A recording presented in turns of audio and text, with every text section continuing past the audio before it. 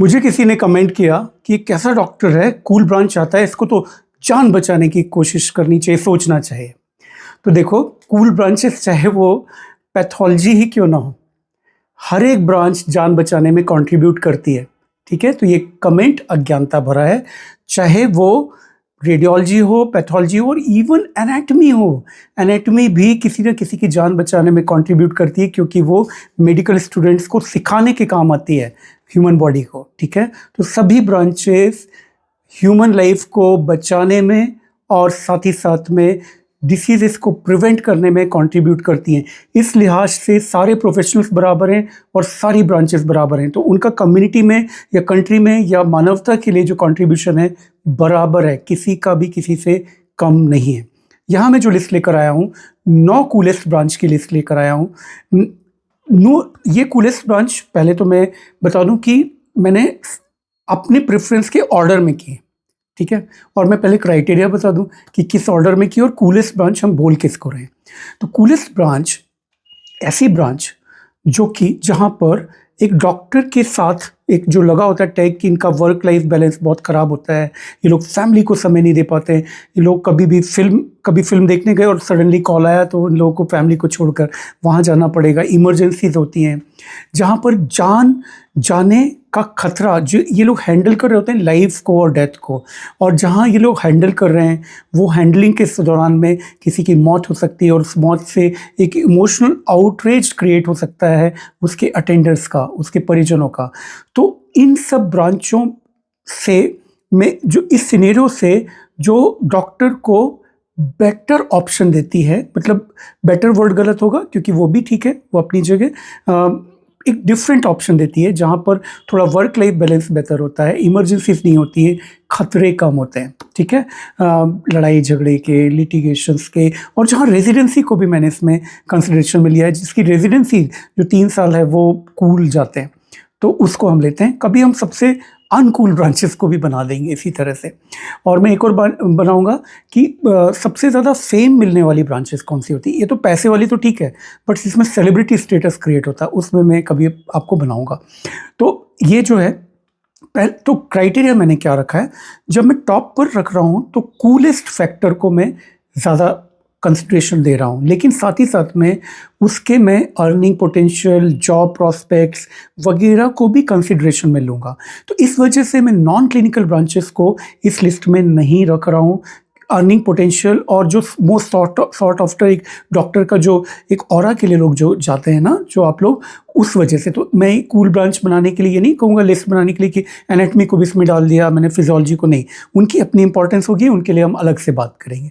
तो यहाँ पर मैं कूलेस्ट ब्रांच वो ले रहा हूँ जो पेशेंट से इंटरेक्शन, हीलिंग से रिलेटेड है, डायरेक्ट ट्रीटमेंट से रिलेटेड है या डायग्नोस्टिक से रिलेटेड है, उनको मैं ले रहा हूँ। और साथ ही साथ में मैं उनके जॉब प्रॉस्पेक्ट्स, अर्निंग, सैचुरेशन, इन फैक्टर्स को कम फैक्टर्स देते हुए ले रहा हूँ। लेकिन सबसे बड़ा फैक्टर, क्योंकि वीडियो ही कूल का है, तो कूलेस्ट को रख रहा हूँ। ऐसी ब्रांच जहाँ लड़कियाँ जैसे हैं जो बच्चा पालना चाहती हैं, उनके बेबीज़ हो जाते हैं, उनको समय देना है, आप रात भर जागना नहीं चाहते हो, कॉल्स पर नहीं जाना चाहते हो, तो ये सब फैक्टर्स को मैंने ध्यान में रखते हुए, और जहाँ पर लड़ाई झगड़े वगैरह के रिस्क भी रिलेटिवली कम होते हैं। तो फर्स्ट नंबर पर आप लोग पहले लिस्ट में अपनी लिखो कि क्या होगी मेरी, देखते हैं आप लोग मुझे कितना जानते हो और खुद को कितना जानते हो। और चीटिंग नहीं करना, पॉज करके लिखना, ठीक है, चीटिंग नहीं। चीटिंग करोगे तो मैं क्या करूँगा, मैं सपने में आके आपको ढूंढ लूँगा। ठीक है, एनीवे, सो फर्स्ट क्या है, रेडियोलॉजी। रेडियोलॉजी कूलेस्ट इसलिए कि एक एसी चैम्बर में आपको सीटी स्कैन, एमआरआई रिपोर्टिंग करनी है, सोनोग्राफी करनी है। सोनोग्राफी डायरेक्ट पेशेंट पर करते हो, बट स्टिल वो मतलब यूजली कोई रिएक्ट नहीं कर रहे होते हैं, तो इस तरह से आप इसको कूलेस्ट मान सकते हो, कोर रेडियोलॉजी को। बाद में कूल लेते हैं लोग और फिर वेरी अनकूल इंटरवेंशनल रेडियोलॉजी की ओर जाते हैं। तो ये मतलब वो होता है, मतलब चॉइसेस के क्राइटेरियाज पर क्लैश हो जाता है। ठीक है, तो इंटरवेंशनल रेडियोलॉजी में रिस्क भी होती है, जैसे आप इंटरव्यू सुन लेना आईआर का, ठीक है, दोनों रिस्क हैं, रेडिएशन रिस्क भी है और कॉम्प्लिकेशंस रिस्क भी होती हैं, हालांकि कम होती हैं। तो रेडियोलॉजी, इसमें अर्निंग बहुत अच्छी है, इनिशियल स्टार्ट बहुत अच्छा मिलता है आपको, पीक कम होता है, पीक स्टैग्नेंट होता है, बट इनिशियल स्टार्ट अच्छा होता है और सेटिस्फेक्शन है। सेकेंड है डर्मेटोलॉजी। डर्मेटोलॉजी कूल इसलिए है क्योंकि इसमें क्रॉनिक इलनेसेस ज़्यादातर होती हैं, डेथ लाइफ का सवाल नहीं होता है। बहुत ही रेयर इलनेसेस जैसे स्टीवन जॉनसन सिंड्रोम वगैरह में डेथ वगैरह होती हैं, पैम्पिगस वगैरह में, वो भी बहुत ही रेयर है। और इसमें दो पार्ट होते हैं, एक डायग्नोस्टिक एक डर्मेटोलॉजी और एक कॉस्मेटिक। लोग बोलते हैं ना कि इसमें बहुत सैचुरेशन है, ओवरलैप है और क्वैकरी है। देखो ऐसा है कि कोर डर्मेटोलॉजी में बिल्कुल भी सैचुरेशन नहीं है। कोर डर्मेटोलॉजी कोई ट्रीट नहीं कर पाता है सिर्फ डर्मेटोलॉजिस्ट के अलावा, जिसमें डिसीजेज होती हैं। Core dermatology means skin diseases, जहाँ पर स्किन को जवान दिखाना है, टेंस करना है ट्रांजिएंटली, या फेयर होना चाहते हैं लोग, ये सब चीज़ें करनी है, हेयर रिमूवल करना है या तो ये सब चीज़ें कॉस्मेटिक पार्ट जो है उसमें ओवरलैप हो सकता है, लेकिन कोर डर्मेटोलॉजी में नहीं है। और कोर डर्मेटोलॉजी इतनी कम लोग हैं, इतनी अनसेचुरेटेड है ये ब्रांच, किसी भी शहर में बहुत कम लोग हैं और सभी डर्मेटोलॉजिस्ट को मैंने खूब चलते देखा है। और कोर डर्मेटोलॉजी करते हुए जो मेरा जूनियर है वो 25-30 लाख रुपीस पर मंथ कमाता है, वो कॉस्मेटोलॉजी नहीं करता है। वो बोलता है सर कौन टाइम वेस्ट करे इसमें, मेरे पास टाइम कहाँ है। तो इस तरह से देखें तो कोर डर्मेटोलॉजी जो है मेरी कूल भी है और हाई अर्निंग भी, इसलिए सेकंड नंबर पर है। आप बोलेंगे रेडियोलॉजी से नीचे क्यों रखा? क्योंकि जॉब प्रोस्पेक्ट्स डर्मेटोलॉजी में कम है, रेडियोलॉजी में जॉब भरपूर मिलते हैं। और दूसरा, रेडियोलॉजी में डीएम का ऑप्शन भी है, तो मैंने इसलिए उसको सेकंड नंबर पर रखा अपने इस लिस्ट में। लेकिन कोई दूसरे तरह का क्राइटेरिया अप्लाई करेंगे, जैसे कि आप सेलिब्रिटी स्टेटस किसको मिलता है, तो मैं डर्मेट को रख दूंगा। ज़्यादा अर्न कौन करता है पीक इनकम, तो डर्मेट को रखूंगा मैं रेडियोलॉजिस्ट के ऊपर। तो अभी का क्राइटेरिया फिर से समझ लो कि कूल, सबसे कूल फैक्टर को मैं ऊपर रख रहा हूँ, सबसे ऊपर। आई होप कि आप लोग कन्विंस हो गए मेरे इस क्राइटेरिया से। थर्ड आप लोग गैस करो, ये थोड़ा सा आपको वियर्ड लग सकता है। मैंने डिस्क्लेमर और दे दूं पहले कि मैं इसमें डीएम एमसीएच सबको इंक्लूड कर रहा हूँ, एमडीएमएस सबको, ठीक है। तो थर्ड है डीएम एंडोक्रिनोलॉजी। भारत जो है दुनिया का डायबिटिक हब बन रहा है ऑलरेडी, नंबर 1 देश है, सबसे ज़्यादा लोग हैं यहाँ पर डायबिटिक्स। और जितना पेस्टिसाइड्स का इस्तेमाल, पोल्यूशन, खान पान में बदलाव हुआ है, सेडेंटरी लाइफ हुई है, इसका एपिडेमिक बढ़ना है समय के साथ, और इसके प्रोफेशनल्स बहुत कम है। एक बच्चे ने मुझे कमेंट किया कि सर ये तो कोई भी ट्रीट करता है, एमडी मेडिसिन वाले भी, एमबीबीएस वाले भी, सर्टिफिकेशन कोर्स वाले भी, बीएमएस भी, बीएचएमएस भी, सब लोग ट्रीट करते हैं डायबिटीज़ को। देखो डीएम एंडोक्रिनोलॉजी जो है सिर्फ डायबिटीज़ नहीं ट्रीट करता, different hormonal disorders like hypothyroidism, hyperthyroidism, precocious puberty, late puberty, micropenis, ऐसे बहुत सारे हार्मोनल डिसऑर्डर्स को वो ट्रीट करता है और साथ में डायबिटीज़ को ट्रीट करता है, ठीक है। और डायबिटीज़ को ये लोग सबसे अच्छे ढंग से ट्रीट कर सकते हैं क्योंकि इनको डेप्थ में नॉलेज होता है, उसके बिल्कुल माइन्यूट से माइन्यूट नॉलेज होता है। तो यदि कोई और ट्रीट भी कर रहा है और यदि वो कंट्रोल नहीं हो रही डायबिटीज़ या कॉम्प्लिकेशन हो रहा है, अल्टीमेटली केसेस इनके पास लैंड अप होते हैं। तो डीएम एंडोक्रिन की बहुत डिमांड आने वाली है और है ऑलरेडी। इसमें जॉब भी हैं और मेडिकल कॉलेजेस जॉब हैं और बहुत सारे शहर खाली के खाली पड़े हुए हैं। बहुत ही अनसेचुरेटेड ब्रांच है, बहुत ज़्यादा अर्निंग है, 25 to 50 lakhs पर मंथ आप इजीली इस ब्रांच में कमा सकते हैं और अभी ये बढ़ना है, ठीक है। फोर्थ नंबर पर है साइकेट्री, जिसका आप परसों इंटरव्यू ज़रूर देखिए। हम लोग मज़ेदार सा इंटरव्यू लेंगे, बातचीत करेंगे मस्त। मेरे बैचमेट हैं डॉक्टर राय चंदानी, लीडिंग साइकेट्रिस्ट हैं इस पूरे संभाग के, लगभग 40-50 lakhs पॉपुलेशन के। उनसे हम आपके लिए बहुत सारी बातें करेंगे, ठीक है। तो साइकेट्री को मैं डिटेल में नहीं जाऊँ, हालांकि मैं बता दूं कि साइकेट्री में अर्निंग प्रैक्टिस के लिए, यदि आप मुझे बोलो ना एमडी मेडिसिन, एमडी पीडिया, साइकेट्री और रेस्पिरेटरी मेडिसिन, ये 4 लोग दे दो मेरे को, 4 ऐसे खड़े कर दो और फिर पूछो इनमें से जल्दी पिकअप कौन करेगा। पर्सनैलिटी सबकी एक सी हो, बाकी सारे फैक्टर्स एक से हो, इनिशियल इन्वेस्टमेंट एक सा हो, सब एक सा हो, तो मैं साइकेट्रिस्ट को पिक करूँगा। साइकेट्रिस्ट सबसे जल्दी पिक करेगा, ठीक है, सबसे ज़्यादा जल्दी शुरुआत होगी साइकेट्रिस्ट की, ओके। अब आप बात करते हैं हम, फिफ्थ नंबर पर है मेरा DM genetics. DM genetics future की ब्रांच है और वर्तमान में भी पिकअप होने लगी है और इसके बहुत ही कम प्रोफेशनल्स हैं, बहुत कम इंस्टीट्यूट्स में हो रहा है ये। इसको अभी इसकी अवेयरनेस नहीं है लोगों को, यही मौका होता है ऐसी चीज़ों में घुस जाने का और आगे चल के इसके स्कोप बहुत बढ़ सकता है क्योंकि लोग एक ही एक बच्चा कर रहे हैं, तो लोगों को जेनेटिक डिसऑर्डर्स को भी पूरी तरह डिटेक्ट करना होता है। साथ ही साथ में जेनेटिक ट्रीटमेंट, अब जिस तरह से एआई आने के बाद हमारी रिसर्च जो स्पीड भी बहुत ज़्यादा बढ़ गई है।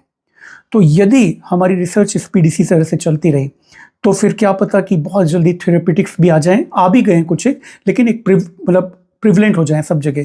तो यदि कोई ट्रीटमेंट 3-4 बीमारियों का भी आ गया तो ये लोग वैसे ही बहुत टॉप पर जाएंगे। और सिर्फ डायग्नोस्टिक के भरोसे भी, क्योंकि शहर के शहर खाली पड़े हैं, आप अपनी लैब खोलते हैं या कोई जॉब करते हैं, कॉर्पोरेट आप पर इन्वेस्ट करने लगेंगे, जितने एम्स हैं अल्टीमेटली जेनेटिक्स डिपार्टमेंट ये लोग बनाने लगेंगे, जितने भी बड़े बड़े स्टेट मेडिकल कॉलेजेस हैं ये लोग जेनेटिक डिपार्टमेंट बनाने लगेंगे, तो आपको सीधे असिस्टेंट प्रोफेसर के जॉब मिलना बहुत ईजी होगा। 6 पर है, ये आप गैस नहीं कर पाओगे, पैथोलॉजी के बाद, एमडी पैथ के बाद डीएम हिस्टोपैथ। डीएम हिस्टोपैथ की वैक्यूम है, बहुत सारे शहरों में कोई नहीं है, इनके प्रोफेशनल्स बहुत चाहिए। कैंसर्स बढ़ते जा रहे हैं, हमारे देश में ऑन्को यूनिट्स बढ़ रही हैं, हमारे देश में बोन मैरो ट्रांसप्लांटेशन डिफरेंट शहर में यूनिट्स आने लगी हैं, हमारे देश में ऑन्कोलॉजिस्ट की संख्या बढ़ रही है। और ये लोग डिपेंडेंट हैं ये हिस्टोपैथ लोगों पर, ये लोग नहीं हैं, ये लैब्स बहुत कम जगह पर हैं। तो इसमें सेंट्रलाइज लैब्स का उतना ज़्यादा इंटरफेरेंस नहीं होगा, क्योंकि सैंपल भेजना आसान नहीं होगा और भी कुछ इसमें कॉन्स्टेंट्स होंगे। तो डीएम हिस्टोपैथ को मैं एक कूल की तरह, कूल तो है ही, पेशेंट से डायरेक्ट कोई इंटरेक्शन नहीं है, इसी तरह डीएम जेनेटिक्स में कोई डायरेक्ट इंटरेक्शन नहीं है, साइकेट्री में इंटरेक्शन है, बट वो मतलब कोई डेथ, मरना और जीने वाला सवाल नहीं है ना। तो डीएम एंडो में भी पेशेंट इंटरेक्शन बहुत है, बट क्रिटिकल केयर नहीं है उसके अंदर। तो ये मैंने 6 आपको कूल के हिसाब से भी बता दी, और 6 इसकी हल्की फुल्की अर्निंग और नीड के हिसाब से बता दी। 7th, ये तो बहुत बड़ी पार्शियलिटी होगी कि मैं सारे के सारे, मैं क्योंकि मेडिसिन साइड में हूँ, तो आप बोलोगे कि सबसे मेडिसिन साइड की सर्जन्स मुझे लड़ने लगेंगे, तो एक सर्जिकल 1-2 ब्रांचेस तो होनी चाहिए कूल में। तो गैस करो कौन सी सर्जिकल ब्रांच मैंने फर्स्ट नंबर पर रखी होगी। सर्जी में फर्स्ट, ओवरऑल कूल में 7th। क्यों ओवरऑल कूल में 7th? भले ही कितनी भी कूल हो surgical branch, after all surgery है। आप किसी पेशेंट को काट पीट रहे हो, ठीक कर रहे हो, या कोई ट्यूब डाल रहे हो उसके अंदर, तो ये कॉम्प्लिकेशंस का रिस्क होता ही होता है इन सब प्रोसीजर्स में। तो कूलेस्ट तो नहीं हो सकती, लेकिन अर्निंग को मैंने कंसिडरेशन में लिया, जॉब प्रॉस्पेक्ट्स को लिया, सैचुरेशन को लिया, और साथ में इसमें कोई इमरजेंसीज नहीं होना, नाइट कॉल्स नहीं होना, ये सब को साथ में लेते हुए मैंने जो रखा है 7th नंबर पर वो है MCH यूरोलॉजी। और यदि सिर्फ आप इनकम के क्राइटेरिया पर पूछोगे ना, तो मैं इसको नंबर 1 पर रख दूंगा, शायद इंटरवेंशनल कार्डियोलॉजिस्ट से भी ऊपर रखूंगा। मेरा हाईएस्ट अर्निंग वाला देख लीजिए IR का मेरा वीडियो। तो यूरोलॉजी जो है, MCH urology, but most sort after MCH भी है। ये लोग प्रोस्टेट की जितनी भी बायोप्सीज हैं, प्रोस्टेट की सर्जरीज हैं करते हैं, ये लोग स्टोन्स का रिमूवल ESWL से, और यूरोट्रोस्कोपिक और इवन ओपन मेथड से, रीनल ट्रांसप्लांटेशन, ये सारी तरह की प्रोसीजर्स ये लोग करते हैं। इरेक्टाइल डिसफंक्शंस, यूरिनरी इनकॉन्टिनेंस, ये सब कुछ ट्रीट करते हैं। और इन सब डिसीजेस का बहुत ज़्यादा प्रिवलेंस है। जैसे कैटरेक्ट सबको होना है एक दिन, प्रोस्टेट सबका एनलार्ज होना है, तो इन लोगों का रोल आना ही है। और ये एक ऐसी ब्रांच है जिसमें OPD भी भरपूर है और सर्जरी भी भरपूर है। तो यूरोलॉजी बाद में कभी इंटरव्यू कर लूँगा मैं, इन सभी प्रोफेशनल्स का वादा करता हूँ, एक इंटरव्यू करूँगा, ठीक है, एक पॉडकास्ट। और 8 नंबर पर मेरी इस चॉइस से लोग कन्विंस नहीं होते हैं बहुत बार कि मैं इसको हाईएस्ट अर्निंग बोल देता हूँ, लेकिन ये तब नहीं होते हैं कन्विंस जब इन्होंने किसी सिटी का सर्वे नहीं किया होता, कोई इनका दोस्त इस प्रोफेशन में नहीं होता। मेरे 2 दोस्त हैं, मेरे बैचमेट, हम लोग 93 बैच के MBBS हैं, वो लोग 50 lakh to 1 crore rupees per month कमाते हैं इस ब्रांच से। वो है MS ऑप्थेल्मोलॉजी, और कभी नाइट वाइट कॉल की ज़रूरत नहीं पड़ती है उनको, कूल जिंदगी है, ठीक है। तो MS ऑप्थेल्मोलॉजी, इसका लिमिटेशन ये है कि इसमें जॉब्स इनफ नहीं होते हैं। सेंट्रलाइज कॉर्पोरेट आ गए हैं, जो आपने नाम सुने होंगे, ASG, वासन आई केयर, शंकर नेत्रालय, इनके, तो इस वजह से जॉब लॉस भी हुआ है, कम सैलरीज कम हुई हैं इनकी। लेकिन जिनकी इंडिपेंडेंट प्रैक्टिस चल जाती है और जिनको काम आता है, वो बहुत ज़्यादा पीक होता है इनका। साथ में इसमें सब लोग अच्छे सर्जन नहीं बन पाते, मेरे सर्जन फ्रेंड्स ये बोलते हैं, क्योंकि माइक्रो सर्जरीज हैं। तो ये इसके लिमिटेशन की वजह से मैंने इसको 8 नंबर पर रखा है। लेकिन यदि अगेन अर्निंग वाइज देखें तो ये मेरी one of the top 2 branches, top 3 branches में होगी। 9th नंबर पर आप शायद कन्विंस ना हो, लेकिन मैंने इसको क्लिनिकल में डाल दिया, क्योंकि मैं इसे सेमी क्लिनिकल ब्रांच मानता हूँ, क्योंकि इन्हें preventive and as well as cure, disease cure भी सिखाया जाता है, और वो है PSM SPM। इन लोगों को जॉब्स मिलते हैं NHM में, यूनिसेफ में, WHO में, बिल गेट्स फाउंडेशन जैसे लार्ज जो NGOs या ट्रस्ट हैं, इनमें मिलते हैं और साथ में मेडिकल कॉलेजेस में जॉब मिलते हैं। ये लोग चाहें तो एक जनरल प्रैक्टिस छोटी जगह पर करना चाहें तो कर सकते हैं, ये लोग इतना ट्रेंड इसमें होते हैं। तो इसलिए मैं इसको सेमी क्लिनिकल मानता हूँ, PSM को, SPM को। और मैंने मेरे कुछ इर्द गिर्द के मेरे आसपास के दोस्त या मेरे सीनियर्स वहाँ तक पहुँचते देखें। जो आप लोग SPM में पढ़ते देखते हो ना कई बार, जिनेवा, तो वो international health consultant, international health adviser, इस तरह के भी ये लोग बन पाते हैं। तो कुछ लोगों को ये इस तरह का जो रास आता है, जो थोड़ा सा एडमिनिस्ट्रेशन और पब्लिक हेल्थ, वो इस फील्ड में जा सकते हैं। SPM पे मेरा एक अलग से डिटेल्ड वीडियो है। इसको यदि आप टॉपअप कर लें PSM डिग्री को मास्टर ऑफ पब्लिक हेल्थ से, कम लोगों को पता है, मेरे वीडियो से आपको अवेयरनेस आएगी। MPH भी कर लें यदि SPM के बाद, तो वो एक बहुत बड़ा एडेड एडवांटेज हो जाता है। आपकी कम्युनिकेशन स्किल अच्छी है तो इन ऑर्गेनाइजेशंस में आपको बेटर प्लेसमेंट और तेज़ी से आप लेडर को ऊपर चढ़ सकते हो। फिर MBBS स्टूडेंट कई बार इन चीज़ों में ईगो रखते हैं, अरे सर MPH तो कोई भी कर सकता है, BSc भी कर MSc भी कर सकता है, BSc भी कर सकता है, लाइक दैट। तो ठीक है ना, कर सकता है, लेकिन आपकी जो अब एक IITian जब MBA करता है ना, तो उसकी उस MBA की डिफरेंट वैल्यू होती है। तो इस तरह से उसको देखिए, टॉपअप यदि आप उसको ऊपर से करते हैं तो ये थी 9 ब्रांचेस। मुझे आप लोगों से एक ही चीज़ रिटर्न में चाहिए, वो ये कि मैं चाहता हूँ जो ये कंपाइलेशन है ये यूनिक अपने आप में इसलिए है बच्चों, क्योंकि मैंने इसकी नीड क्यों समझी पता आपको? अब हिस्ट्री बता देता हूँ, थोड़ा सा सुन लो। वो ये कि मैं ऑफलाइन जो है अपने मेडिकल कॉलेज में ही किया करता था। इंटर्न बैच को बुलाकर सभी उनसे चॉइसेस, उनकी पर्सनैलिटी पे बात 1-to-1 भी करते थे, और एक मैं ऐसी जनरल क्लास जो यूट्यूब पर ले रहा हूँ ब्रांचेस की, वो बताता था। तो फिर मुझे लगा यार मेरे कॉलेज से बियॉन्ड जाना चाहिए, ठीक है, तो उस तरह से उसको ले रहे हैं।